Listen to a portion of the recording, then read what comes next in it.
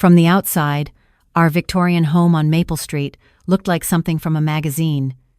Richard had designed it himself before Catherine died. The wraparound porch, the bay windows, the garden she'd planted. But behind those stained glass doors, I was slowly disappearing. Every breath I took was measured against the memory of his perfect first wife. Until the day I collapsed in his studio, paintbrush still in my hand, and he rushed me to the hospital claiming I'd overexerted myself trying to master watercolors. I should have known better. I was 62 years old, for heaven's sake. I'd been married before, raised a daughter, taught middle school English for 37 years. I understood people. I understood relationships. But grief makes you vulnerable in ways you can't anticipate. My first husband, Tom, died 4 years before I met Richard. Sudden heart attack at 60. One minute he was laughing at something on television, the next he was gone. Our daughter Amy tried to get me out of the house, introduced me to her book club. That's where I met Richard, 8 months after Tom passed. Richard was different from Tom in every way. Tom had been a contractor, rough hands and flannel shirts. Richard was refined, soft-spoken. He wore cashmere sweaters and read poetry. His wife Catherine had died 3 years earlier from cancer. He spoke about her the way people speak about saints. Catherine loved Yeats, he told me over coffee after our second book club meeting. She could recite entire poems from memory. I found it touching at first. He was honoring his late wife's memory. I respected that. Tom had only been gone 8 months. I understood the need to keep talking about the person you'd lost, to keep them alive somehow through words. Richard and I started seeing each other casually. Coffee turned into dinner. Dinner turned into weekend drives along the coast. He was attentive in ways Tom never had been. He brought me flowers. He remembered small details from our conversations. When I mentioned I'd always wanted to visit the Isabella Stewart Gardner Museum in Boston, he planned an entire weekend around it. Catherine and I went there on our honeymoon, he said as we walked through the galleries. She spent hours in front of the Sargent paintings. She was an artist herself, you know. I did know. He'd told me several times, but I smiled and nodded because I understood. These were his memories, his way of processing loss. 6 months into our relationship, Richard proposed. We were having dinner at his house, the one he'd designed for Catherine. I know it's soon, he said, but at our age, why wait? Life is short. We both know that now. Amy had concerns. Mom, are you sure? You barely know him. And he talks about Catherine constantly. He's grieving, honey. Just like I grieved for your father. It takes time. Dad's been gone 1.5 years, Mom. Catherine's been gone over 3 years. There's grieving, and then there's, I don't know, something feels off. But I was lonely. The house Tom and I had shared felt too empty, too full of ghosts. Richard offered companionship, intellectual stimulation, someone to grow old with. I said yes. We married quietly at the courthouse with just Amy and Richard's business partner as witnesses. I sold my house, the one Tom had built additions onto himself, where we'd raised Amy, where every corner held a memory. Richard insisted it made more sense for me to move into his place. I designed this house, he explained. Every detail is custom. And frankly, your house is nice, but it's very suburban. This neighborhood has better walkability, closer to town. I signed the papers at closing with a strange feeling in my stomach, but I pushed it aside. We were combining our lives. Compromises had to be made. The first few weeks in Richard's house were an adjustment. Catherine's presence was everywhere. Her paintings hung in every room. Her books lined the shelves. Her furniture, her dishes, her choice of paint colors on every wall. Don't you think we could redecorate a bit? I asked one evening. Maybe make it feel more like it's ours? Richard looked up from his book, genuinely confused. Why would we do that? Catherine had impeccable taste. She studied design in Paris. These pieces are museum quality. I just thought maybe we could add some of my things. Make it feel like home. This is home, Margaret. Your things are very nice, but they're more traditional. Catherine had a very specific aesthetic vision for this house. I'd hate to disrupt that. My furniture went into storage. I kept telling myself it didn't matter. They were just things. The comparisons started small, barely noticeable at first. Catherine made this incredible bouillabaisse, Richard mentioned as I set dinner on the table. She learned the recipe when we lived in Marseille for 6 months. This chicken is good too, though. Very homey. Catherine never watched television, he commented, when I turned on a British mystery series. She found it rotted the brain. But I suppose everyone needs to unwind somehow. Catherine could speak 3 languages fluently. 4, if you count her Latin from university. The observations came daily, woven into casual conversation like barbed wire wrapped in silk. Each one was small enough that objecting would make me seem petty, but they accumulated. They built up like sediment, layer upon layer, until I felt buried under the weight of this woman I'd never met. 3 months into our marriage, my book club met at our house. I'd been looking forward to it. These women had become my friends, my support system after Tom died. The evening went well until Richard came home early from his architecture firm's retirement dinner. He joined us in the living room, poured himself a scotch, and settled into Catherine's favorite chair. "I hope Margaret told you," he said to the group. "Catherine started this book club 15 years ago. Right here in this room, actually. She had very particular taste in literature. Contemporary fiction, mostly. She felt classics were overrated. 'Why read Dead White Men?' she used to say, 'when there's so much vibrant new work being created.'" The conversation shifted. Suddenly, we weren't discussing the novel we'd actually read. We were hearing about Catherine's opinions, Catherine's literary insights, Catherine's sophisticated palate for wine that she'd developed during their year in Tuscany. After everyone left, I was washing wine glasses when Richard came into the kitchen. "That was nice," he said. "Though I noticed you served that cheap Trader Joe's wine. Catherine always said if you're going to serve wine, serve good wine or serve nothing at all." "Richard, that's the wine we always serve at book club. Everyone brings a bottle. It's not about, I'm just saying. Standards matter." Catherine understood that. The next month, when it was my turn to host again, Richard had a conflict. An old friend from graduate school was visiting. They'd be using the living room. "Can't you reschedule?" I asked. "It's been on the calendar for weeks." "Margaret, I haven't seen Dennis in 3 years. Book club meets every month. Surely they can rotate to someone else's house this time." I called Patricia, the club coordinator, embarrassed. "Of course," she said, but I heard something in her voice. Surprise, maybe. Or pity. The following month, Richard had another conflict, and the month after that, eventually, Patricia stopped calling to confirm our hosting dates.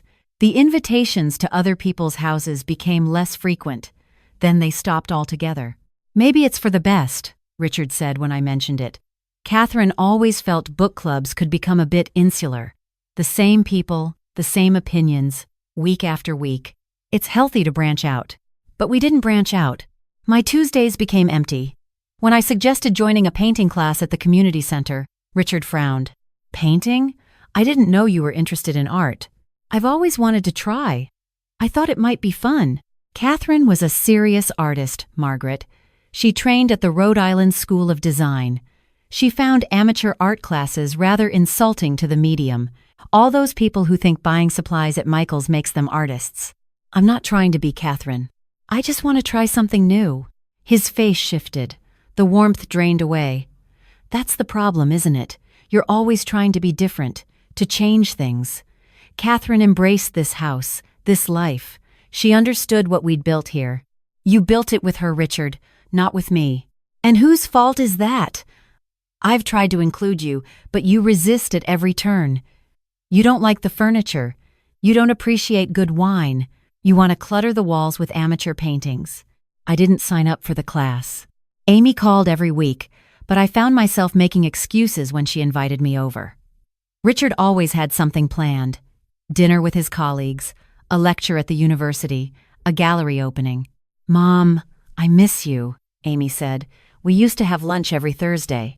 "I know, honey. Richard just has such an active social calendar, and at our age, it's important to make the most of every day." Those are his words, aren't they? Not yours. Don't be silly. "I'll call you next week. We'll find a time." But I didn't call. And she stopped asking. 6 months in, Richard brought home a box from Catherine's storage unit. "I thought we could go through these together," he said. "Catherine's clothes. Some of them are quite beautiful. Designer pieces. They might fit you." I opened the box to find silk blouses, cashmere sweaters, tailored trousers, all in shades of cream and gray and soft blue. Catherine had been taller than me, thinner.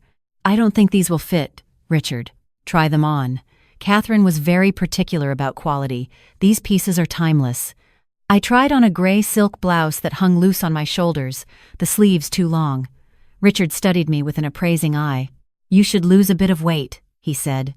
Catherine was very disciplined about her figure. She did yoga every morning, watched her portions. "I'm 62 years old. I'm happy with my body. Happiness and health aren't always the same thing, dear. I'm just thinking of your well-being." He signed us up for a gym membership, hired a nutritionist. The portions at dinner grew smaller. When I got hungry between meals and made myself a sandwich, I'd find Richard in the kitchen, eyeing my plate. "Catherine never snacked," he'd say. She found it broke her concentration. My clothes started hanging loose. I was tired all the time. But Richard seemed pleased. "You're looking more elegant," he said. "More refined." Catherine would have approved. I started having nightmares. In them, I was walking through the house, opening doors, but every room was empty, or full of paintings of a woman I'd never met. I'd wake up gasping, disoriented, unsure which walls were real. Richard suggested I see a therapist. Catherine's therapist, actually. Dr. Morrison. She's excellent with grief counseling. "I think you're still processing Tom's death, and it's manifesting in these anxiety dreams." Dr. Morrison's office was decorated in the same cream and gray palette as Richard's house, as Catherine's house. During our first session, she asked about my marriage to Tom. "It was good. Solid. We raised our daughter. We were happy." "Richard mentioned you've been having difficulty adjusting to your new life, that you seem resistant to change. Did he tell you he compares me to his dead wife every single day?" Comparisons can be healthy. They help us understand our preferences, our values. Richard had a very successful marriage to Catherine. It's natural he'd want to recreate that connection. But I'm not Catherine. No one's asking you to be. But perhaps there's something to learn from what made that relationship work. Catherine, from what Richard's told me, was very accomplished, very cultured. Is it possible you're feeling insecure, threatened by her memory? I stopped going after 3 sessions. "Dr. Morrison says you've quit therapy," Richard said over breakfast. "She's concerned you're not taking your mental health seriously." "She's not my therapist, Richard. She's yours." She was Catherine's. She's a professional. Her loyalty is to her patient's well-being, not to any individual. "Then why does she have a photo of you and Catherine on her desk?" Richard's face went still. "We've been friends for 20 years. That doesn't compromise her professional judgment. But I knew. I was being managed, surrounded. Every person in Richard's orbit had known Catherine, loved Catherine, measured me against her memory, and found me wanting. The breaking point came on what would have been Catherine's 62nd birthday. Richard woke me early. "I thought we'd visit her grave today. Bring flowers." I always brought her yellow roses. They were her favorite. "Richard, I don't think I should go. That feels like your private ritual." "You're my wife now. These rituals include you. Besides, it would be good for you to pay your respects. Catherine would have been gracious about our marriage. The least you can do is honor her memory." We stood at her grave for an hour while Richard recited memories. Stories I'd heard before. The time she painted a mural in the children's hospital. The garden she'd designed for the Botanical Society. Her charity work, her dinner parties, her impeccable taste in everything from wine to wallpaper. "She was perfect," I said quietly. "Not perfect. But she tried. She pushed herself to be the best version of herself. That's all I'm asking of you, Margaret." That evening, Richard set up Catherine's old easel in the sunroom. "I thought you could try painting," he said. "Since you mentioned wanting to learn, Catherine's supplies are all still here. Brushes, paints, everything you'd need." The watercolors were dried out, but I found some that were still usable. I stood in front of the blank paper, holding Catherine's favorite brush, wearing clothes that used to be hers, standing in the studio she'd designed, and I felt nothing. I was a ghost haunting another woman's life. I tried to paint the view from the window. The garden Catherine had planted. My hand shook. The brush slipped.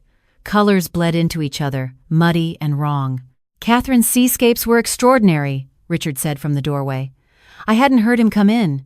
She could capture light on water like nobody else. "You should study her technique." "I'm not Catherine!" The words burst out of me. I will never be Catherine. I don't paint like her. I don't dress like her. I don't think like her, and I'm tired of you trying to turn me into her. Richard's expression didn't change. I think you're having another anxiety attack. Your hands are trembling. Maybe you should sit down. I'm trembling because I'm angry. Can't you see what you're doing? You married me, but you want her. That's not fair, Margaret. I've been nothing but patient with you. I've tried to help you improve yourself, to reach your potential. If you'd just apply yourself, if you'd stop resisting. The room tilted. The brush fell from my hand. I heard Richard's voice from very far away, and then nothing. I woke up in the hospital. Richard was standing at the foot of my bed, talking to a doctor I didn't recognize. She's been under a lot of stress, Richard was saying, trying to master watercolors. My late wife was an accomplished artist, and I think Margaret puts too much pressure on herself to live up to that legacy. She forgets to eat when she's painting, becomes obsessed. Mr. Richardson, your wife is severely malnourished. Her blood sugar was dangerously low. When's the last time she had a proper meal? We eat dinner together every evening. I'm not sure what you're implying. The doctor looked at me. Really looked at me. She was younger than I expected, maybe in her 40s, with kind eyes behind wire-rimmed glasses. Mrs. Richardson, how are you feeling? Tired, I managed. Very tired. I'd like to keep you overnight for observation. Run some tests. Your husband can go home, get some rest. We'll call if anything changes. Richard hesitated. I should stay with her. Hospital policy, I'm afraid. One visitor at a time, and only during visiting hours. You look exhausted yourself. Go home. We'll take good care of her. After Richard left, the doctor pulled up a chair next to my bed. I'm Dr. Sarah Chen, she said. I need to ask you some questions, and I need you to answer honestly. Do you feel safe at home? The question broke something open inside me. I started crying. Not quiet tears, but huge, gasping sobs that shook my whole body. Dr. Chen handed me tissues and waited. He wants me to be her, I finally said. His first wife. Catherine, everything I do is wrong because it's not how she would have done it, and I'm so tired of trying and failing and trying again. Tell me about Catherine. So I did. The comparisons, the isolation, the way Richard had slowly cut me off from my daughter, my friends, my own life, the way he'd convinced me it was for my own good, that I was improving myself, becoming more refined, more cultured, more worthy. Dr. Chen listened without interrupting. When I finished, she was quiet for a moment. I need to tell you something, she said finally. I was Catherine's physician, not her primary doctor, but I treated her several times in this ER. The last time I saw her was 2 weeks before she died. My breath caught. What? She came in with injuries, she said, were from a fall. But the pattern was consistent with someone grabbing her arm, hard enough to leave fingerprint bruises. I asked if she felt safe at home. She said yes. Said she was clumsy, that she'd always been accident-prone. But I saw it in her eyes, the same thing I see in yours. Fear. Richard hurt her? I don't know for certain. But I filed a report with social services. They investigated. Catherine denied everything. She died 3 weeks later. Cancer, the official cause. But she'd lost so much weight by then. She looked just like you look now. The room felt too small, too bright. What are you saying? I'm saying you need help, and you need it now. I can connect you with resources. A shelter, if you need it. A lawyer. A therapist who specializes in domestic abuse. But first, you need to decide if you're ready to leave. I sold my house. I have nowhere to go. There's always somewhere to go. The question is whether you're ready to take that step. I thought about Amy. How long since I'd seen her? 3 months? 4? I thought about my book club friends, my Tuesday afternoons, the painting class I'd never taken. I thought about the woman I'd been before Richard, before Catherine's ghost took up residence in my life. I want to leave, I whispered. But I don't know how. Dr. Chen pulled out her phone. First, we document everything. These bruises on your arms from when Richard grabbed you after you shouted. This weight loss. Then we call someone who can help. Do you have family nearby? My daughter, Amy. But Richard doesn't like me seeing her. Call her, right now. My hands shook as I dialed. Amy answered on the first ring. "Mom, are you okay? Richard called and said you were in the hospital but wouldn't tell me which one." "I'm at Mercy General. Amy, I need you to come get me. And I need you not to tell Richard where I'm going." Silence. Then, "I'm on my way. Pack anything they'll let you take. You're not going back there." The next 72 hours were a blur. Amy took me to her house. Dr. Chen connected me with a lawyer who specialized in elder abuse. We filed for an emergency restraining order. The lawyer explained that because I'd sold my house and the proceeds went into Richard's accounts, I might have legal recourse. "Did you sign a prenuptial agreement?" she asked. "No," Richard said. "At our age, it was unnecessary. We were combining our lives completely." "That actually works in your favor. Everything acquired during the marriage is community property. That includes the money from your house sale." Richard called 57 times in the first 2 days. He left voicemails that started concerned and grew increasingly angry. Amy screened them all. "Margaret, I don't understand." "Dr. Chen had no right to fill your head with nonsense." Catherine fell. "She was ill. This is slander. You need to come home. We can work through this. I know I pushed too hard about the painting. We'll find something else for you to try." "You're being manipulated. Amy never liked me. She's poisoning you against me, against us." "Fine, if this is how you want it. But you'll regret leaving. No one else will put up with your mediocrity. I tried to make you better. I tried to make you worthy." That last voicemail was the one the lawyer said would be most useful in court.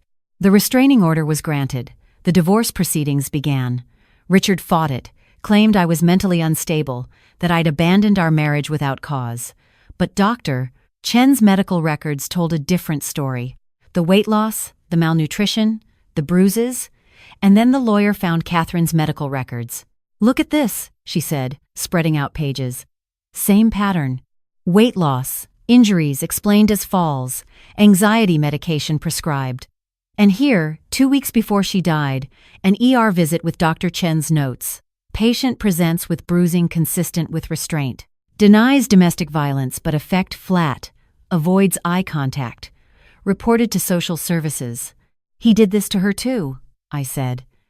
"And when she got too sick to control, when the cancer gave her an excuse to leave him, we don't know that, but it doesn't matter. What matters is, you got out. You're alive." The settlement took 6 months. I got half the value of the house I'd sold, plus spousal support. Not because I needed the money Tom had left me comfortable, but because the lawyer said it was important. "You're not asking for charity. You're claiming what's legally yours." Richard fought it until his own lawyer apparently convinced him that going to trial would expose things he'd rather keep private. We settled out of court. I didn't go back to the house on Maple Street. Amy and the lawyer arranged for a moving company to pack up my things. They were still in storage, untouched, as if Richard had always known I wouldn't stay. A year later, I'm living in a small condo near Amy. It's nothing like the Victorian mansion or the suburban house I shared with Tom. It's mine. The walls are painted yellow because I like yellow. I have terrible amateur paintings hung in the hallway, things I made in the community center class I finally joined. I see my book club every Tuesday, and sometimes we serve cheap wine, and it tastes just fine. Dr. Chen and I get coffee sometimes.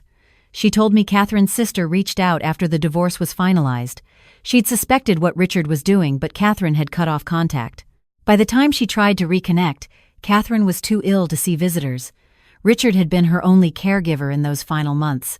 "I think about her a lot," I told Dr. Chen. "I wonder if things would have been different if someone had helped her leave." "You can't save someone who isn't ready to be saved," she said. "But you saved yourself. That matters. I'm 63 now. I've started seeing someone, a retired librarian named Frank who likes bad puns and long walks and couldn't care less about wine pairings. When he talks about his late wife, it's with fondness, not obsession. He asks about Tom, and I tell him stories, and he doesn't compare. We're two people with histories, moving forward, not trying to recreate the past. Sometimes I still dream about that house on Maple Street. But in my dreams now, I walk from room to room and remove Catherine's paintings one by one. I paint the walls bright colors. I fill the space with my own things, my own life. And when I wake up, I'm in my yellow bedroom, in my small condo, surrounded by things that belong to me and me alone. If you're reading this, if any of it sounds familiar, the comparisons, the slow erosion of yourself, the feeling that you're never quite enough, please listen. It's not love when someone tries to turn you into someone else. It's not devotion when they measure every choice you make against an impossible standard. You are enough, exactly as you are. You deserve someone who sees you, not someone who looks through you searching for a ghost. You are stronger than you know. You are not alone. And there is always, always somewhere to go. The National Domestic Violence Hotline is 1-800-799-7233. They're available 24 hours a day, every day. If you can't call, you can text START to 88788. Someone will help you. Someone helped me. Let someone help you. You deserve to paint your walls yellow if you want to. You deserve cheap wine and amateur art and friends who know your real name. You deserve to be yourself. Don't let anyone's ghost erase you. Not even someone you love.